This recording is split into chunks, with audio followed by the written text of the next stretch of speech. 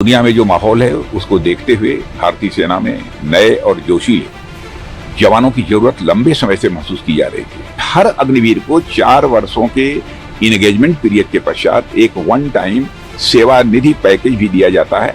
वो लगभग 12 लाख के आसपास है। हरियाणा के अग्निवीरों के लिए भाजपा ने अपने संकल्प पत्र में साफ किया है कि हर अग्निवीर को सरकारी नौकरी दी जाएगी। यह अनावश्यक लोगों को गुमराह करने की कोशिश कर रहे हैं राहुल गांधी जी। और मैं स्पष्ट कर देना चाहता हूं कि हरियाणा की जनता के सामने आज मैं अग्निवीर से जुड़े कई भ्रम इन लोगों ने पैदा किए हैं, उसको स्पष्ट करना चाहता हूं आपके एनआई के माध्यम से।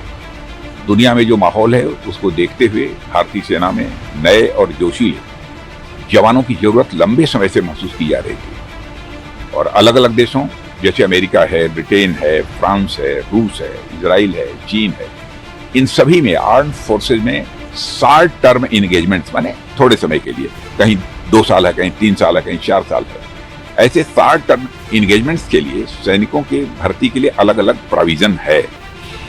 भारत में सेनाओं के सभी अंगों की सहमति के बाद अग्निपथ यह स्कीम प्रारंभ की गई है।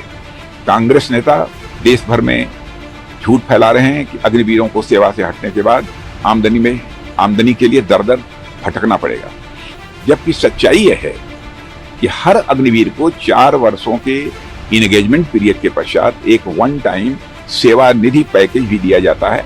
वो लगभग 12 लाख के आसपास है और यह राशि पूरी तरह से इनकम टैक्स से फ्री होती है। जितने भी अग्निवीरों को सेना में शामिल किया जा रहा है उनमें से 25% अग्निवीर मेरिट के आधार पर सेना में रेगुलर होकर कंटिन्यू करेंगे। बाकी बचे अग्निवीरों के लिए हरियाणा, उत्तर प्रदेश, राजस्थान, उड़ीसा, असम, मध्य प्रदेश, उत्तराखंड, छत्तीसगढ़, अरुणाचल प्रदेश, गुजरात और गोवा जैसे कई राज्य सरकारों ने सरकारी नौकरियों में आरक्षण की स्पष्ट रूप से घोषणा की है। इसके अतिरिक्त पब्लिक सेक्टर अंडरटेकिंग्स में और पैरामिलिट्री फोर्सेज में माने कई ऐसे हैं क्षेत्र जिनमें की रिजर्वेशन का प्रोविजन किया गया है।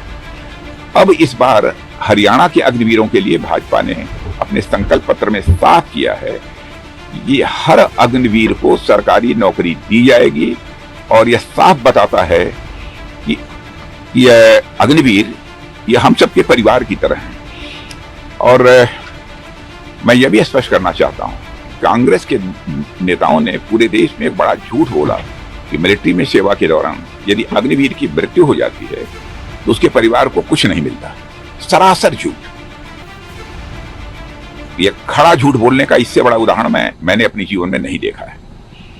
यदि किसी अग्निवीर की एक्टिव मिलिट्री सर्विस में दुर्भाग्य से मृत्यु हो जाती है तो उसके परिवार को 1.5 करोड़ रुपए से अधिक की धनराशि दिए जाने का प्राविधान भी किया गया है। और इतना ही नहीं, सेवा निधि पैकेज के अंतर्गत जो लगभग 12 लाख रुपया दिया जाएगा वह दिया जाएगा। इसके अतिरिक्त भी 44 लाख रुपए का एक्स ग्रेशिया पेमेंट है।